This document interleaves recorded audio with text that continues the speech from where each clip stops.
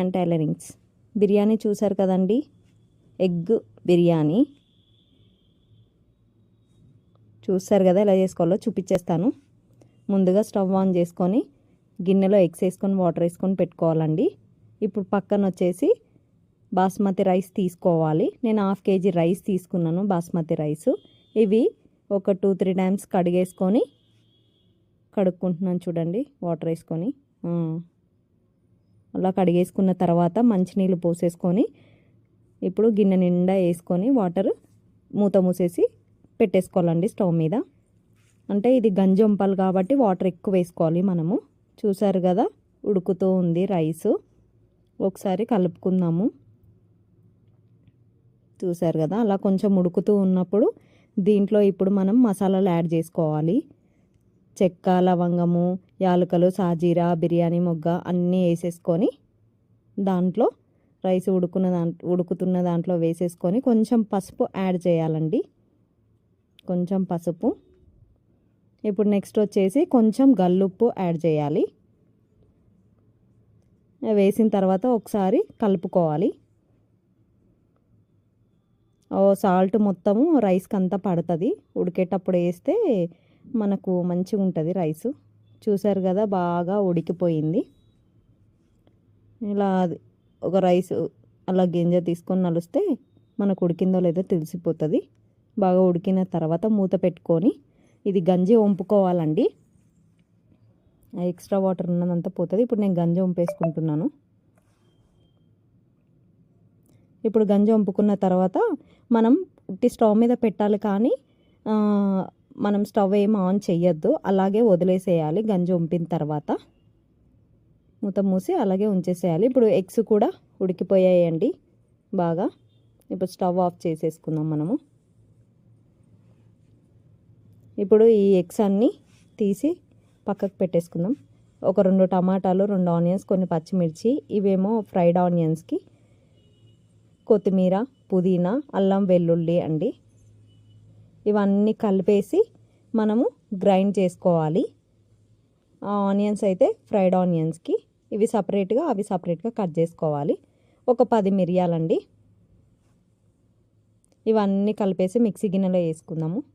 మిరియాలు, కొంచెం పసుపు, పచ్చిమిర్చి, ఆనియన్, టమాటోస్, ఆనియన్స్, కొత్తిమీర, పుదీనా, కొంచెం అల్లం వెల్లుల్లి. ఇప్పుడు దీంట్లో కొంచెం గల్లుప్పు వేసుకోవాలి. మనం ఇందాక రైస్లో వేసుకున్నాం కదా, మిగతాది ఇప్పుడు వేసేసుకోవాలండి. నేను మాకు సరిపడా వేసేసాను. ఇది మొత్తము పేస్ట్ చేసుకోవాలి. ఇప్పుడు చూసారు కదా, పేస్ట్ అయిపోయింది. ఇది పక్కకు పెట్టేసుకుందాము. ఇప్పుడు ఎగ్స్ మొత్తం ఇలా ఒలిచేసుకుంటున్నాను. ఒక నిమ్మకాయ తీసుకొని గిన్నెలో పిండి పెట్టుకోవాలండి, రసము. మళ్ళీ స్టవ్ ఆన్ చేసుకొని బిర్యానీ గిన్నె పెట్టేసుకోవాలండి. ఇప్పుడు దీంట్లో ఆయిల్ యాడ్ చేయాలి. గిన్నె హీట్ అయిన తర్వాత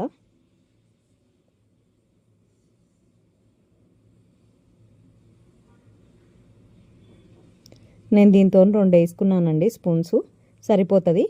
ఇప్పుడు గిన్నె చుట్టూ ఆయిల్ అవ్వాలి కాబట్టి ఒకసారి ఇలా తిప్పాలి చుట్టూ అని చెప్పేసి, ఆయిల్ మొత్తం అవుతుంది అడుగంటకుండా. ఇప్పుడు దీంట్లో ఆయిల్ హీట్ అయిన తర్వాత ఫ్రైడ్ ఆనియన్స్కి కట్ చేసుకున్నాం కదా, అవి వేసి బాగా కలుపుతూ ఫ్రై చేసుకోవాలండి. ఒక పెద్ద ఉల్లిపాయ అయితే సరిపోతుంది. బాగా కలుపుకొని మంచిగా కలర్ వచ్చేలాగా ఫ్రై చేసుకోవాలి. అవి మాడిపోతాయి కాబట్టి కలుపుతూనే ఉండాలి. చూసారు కదా, మెల్లమెల్లగా కలర్ చేంజ్ అవుతూ ఉన్నాయి. ఇప్పుడు రెడీ అయిపోయాయండి. ఇవి తీసేసి పక్కన ఒక ప్లేట్లోకి తీసుకోవాలి మనము, ఈ ఫ్రైడ్ ఆనియన్స్. ఇప్పుడు నెక్స్ట్ ఇదే ఆయిల్లోకి మనం వచ్చేసి కారం వేసుకోవాలి. రైస్కి సరిపడా మిర్చి వేసాం కాబట్టి కొంచెం చూసేసుకోవాలి. నెక్స్ట్ ధనియాల పొడి, కొంచెం గరం మసాలా వేసి బాగా కలుపుకోవాలండి.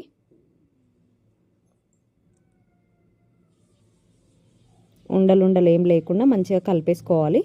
నెక్స్ట్ ఇప్పుడు మనం ఇందాక ఉడికించుకున్న ఎగ్స్ ఉన్నాయి కదా, అవి కూడా వేసేసి బాగా కలుపుకోవాలండి.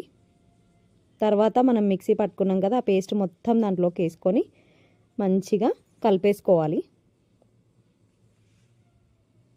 చూసారు కదా, మసాలా అంతా ఎగ్స్కి పట్టుకుంటుంది. ఇప్పుడు ఆ గిన్నె పైకి ఎత్తుతూ ఇలా పెన్నం అయితే ఖచ్చితంగా పెట్టుకోవాలండి బిర్యానీకి. కింద అడుగు అంటకుండా మంచిగా దమ్ అవుతుంది. ఇప్పుడు ఇది మొత్తం రెడీగా ఉంది కదా, ఇప్పుడు మనము బిర్యానీ రైస్ ముందుగా గంజి వంపి పెట్టుకున్నాం కదా, ఆ రైస్ని మొత్తము చుట్టూ ఇలా స్పూన్తో తీసుకుంటూ వేసేసుకోవాలండి. ఆ గిన్నె చుట్టూ వెడల్పుగా అనేసుకోవాలి. అలా పెన్నం కింద పెట్టడం వల్ల మంచిగా అడుగంటకుండా వస్తుంది. నెక్స్ట్ వచ్చేసి నిమ్మరసము. నేను రైస్ అంతా వెడల్పుగా వేసుకున్నాను కదా, నెక్స్ట్ నిమ్మరసము.